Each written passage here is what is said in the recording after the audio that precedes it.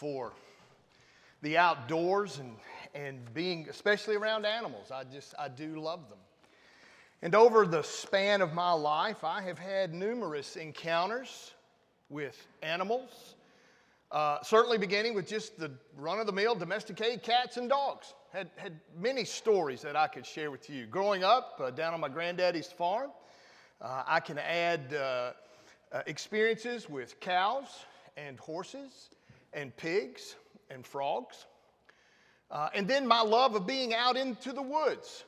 I could tell you story after story of encounters with deer, with bears, with birds, with crickets, and alligators. Lydia and I had just moved from seminary, beginning our first church out of seminary in Alexandria, Louisiana, right in the middle of the state. We started there in January of, I think it was 2006? No, 1986. Wow. I started here in 2000, anyway. And so we went through the winter and just kind of adjusting to a foreign country in Louisiana. And as the spring began to roll around, we sort of began to ask, well, I wonder what Louisiana's like. And I mean, we live right in the middle of the state, literally on one side of the river from us, the rolling hills. And in Alexandria was the floodplain that went all the way to the Gulf Coast, just flat and bayous and levees and those kinds of things. And so we decided one day to go to the coast of Louisiana. We thought, hey, let's go down and see what the beaches are like in Louisiana. Depending on how you went, it wasn't but about a 2.5 hour drive. So we drove down through the flat lands and through the marsh and came up, and we discovered Louisiana doesn't have beaches. It's all marsh. It just swamp and marsh right to the edge of the Gulf Coast. So we were a little disappointed, but we did find lots of state parks and areas, wildlife viewing areas. The wildlife in Louisiana is really amazing. It really is. And in particular, we saw this one state park and area that focused on alligators. And it talked about the opportunity to see hundreds of alligators. Most of the area was a raised wooden walkway that you could walk through and over, and sure enough, there were alligators everywhere. You didn't feel obviously endangered. It was nothing like that. The ranger did tell us, he said to us, he said, really just, be smart.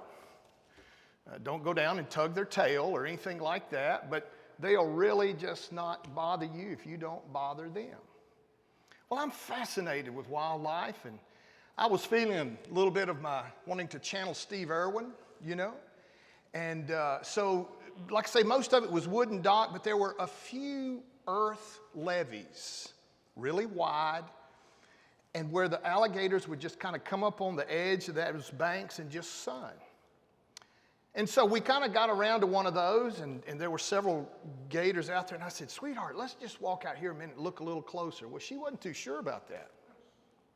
But I said, you remember the guy said, if we don't do anything stupid, they won't bother us. Dun, dun, dun, dun. What do you call that? Something's coming. So Lydia is walking out, and we're kind of walking along. She's a little more cautious than I am, and suddenly I'm just lost in these huge alligators. They are just prehistoric. And I'm watching one, and suddenly there's this one down, maybe 15, 20 feet down the bank from me. And I just stop, and Lydia kind of keeps walking ahead. And suddenly I go into my scientific mode. I wonder what would happen with that alligator if I clapped my hands really big and loud. And I did. And as that alligator thrashed and moved faster than I could ever imagine, in that moment, I knew that my life was in grave danger from Lydia.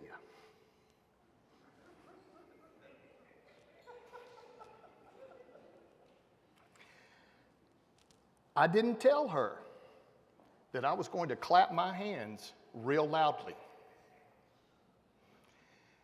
And I had no idea what that alligator would do. All she could think was either I had already been eaten alive and she was about to be the second course. Needless to say, that 2.5-hour ride back home was not one of the most pleasant memories of my life. But I'm here today to tell you, by her grace and love, I am still living and alive. Yeah, well, I mean, it moved. It went everywhere. She's telling me, I forgot that it actually went from that side of the bank all the way across and over to the other.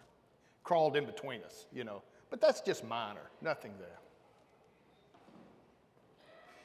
Wild animals. It's interesting that Mark is the only one who mentions wild animals in the wilderness experience of Jesus. And if he is doing so, evidently he is trying to help his readers get a sense that there are things out there around us that can hurt us.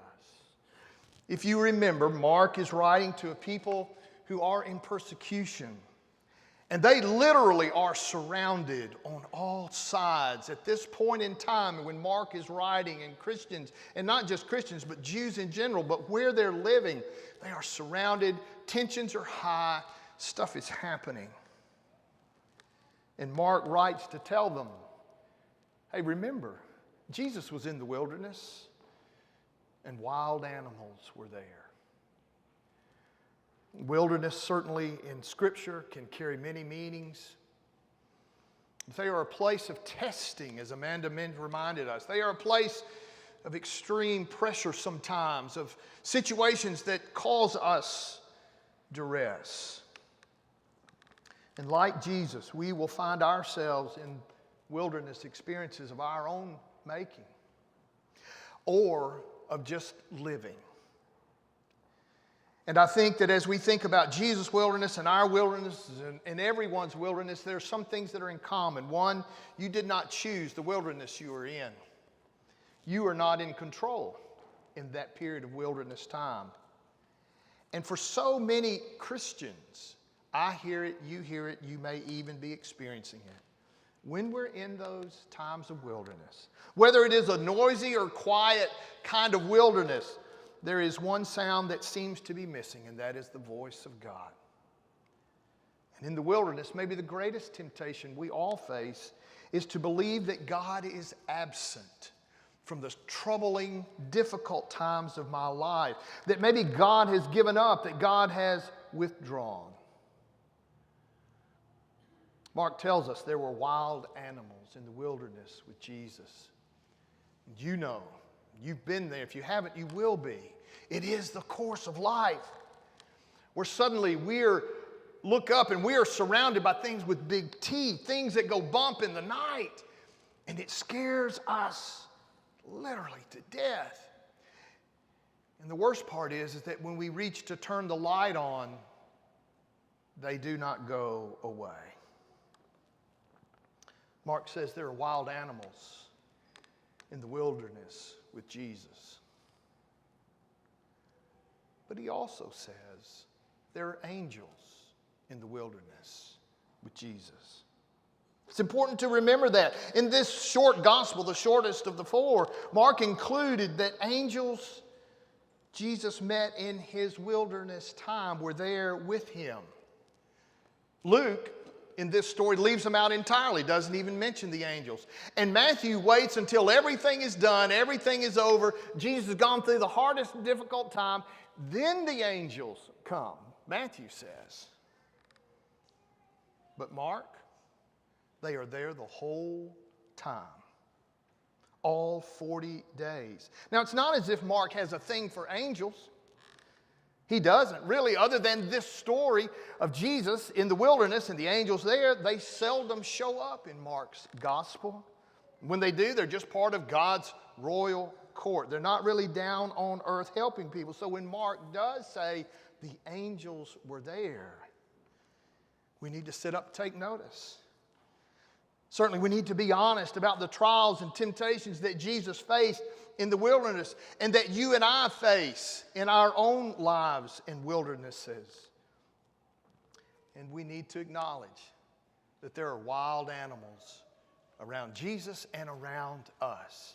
However you need to put in and fill in that blank, you know what it is that is surrounding you, that is scaring you, literally wondering if you will ever make it through. But Mark wants us to also remember the angels that were in Jesus' experience, and they are here in ours. Mark reminds us that from the very beginning of the 40 days in the wilderness, the angels were with Jesus. Just as God had been with Jesus' ancestors every day of their 40-year desert wanderings. And just as God is with us every day, every moment, in the lonely, wild places of our lives. So Mark invites us to remember those angels that show up when we're tired and thirsty, and we are surrounded by those wild beasts just as they did for Jesus. Now, what we have to pay attention to and pay special close attention to is that probably the angels that God sends to us may not look like what we think angels should look like. They're not long white robes. They don't have wings that are flying around them. Maybe you've had that experience. But my guess is most of our angels resemble that middle school teacher who believed in you when nobody else did. And you're where you are today in large part because of that individual. Or maybe one of your angels is a colleague who had your back during a rough time at work. Or maybe your angel is a friend who simply listened to your fears and to your grief after a relationship ended. Sometimes our wilderness angels are the people who accept our apologies and extend grace back to us when we've hurt them or wronged them. Sometimes our angels are simply the people who are willing to quietly walk with us in the wilderness areas, in the desert places of our own lives. I had a high school friend named Greg Hammer. Lived up the street from me. We had gone to school since second grade when his family moved into our area. Hambone is what we called him. Great guy. We played together. We went to school together. We laughed together. We got in trouble some together. My brother, I've shared with you, in 1990, my younger brother died of a disease. And so we were having his funeral there in Hermitage Hills and Hermitage and the service and all of that. And I can remember bits and pieces of that, but like even today as I try to pay attention, when you finally gotten to the graveside and everything is over and they lower that casket down, that's when for a lot of folks it sets in. I just chose to stay as they lowered the casket and put the dirt in. It was just, I needed to do that.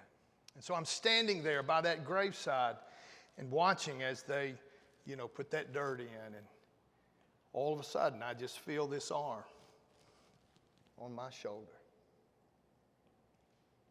And there's Hambone. Not a word.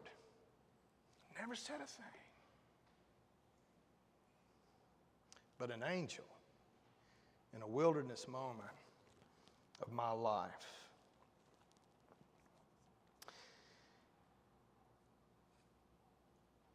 Lent begins with Jesus 40 days into the wilderness, according to Mark, where he was tempted by Satan and was with the wild beast.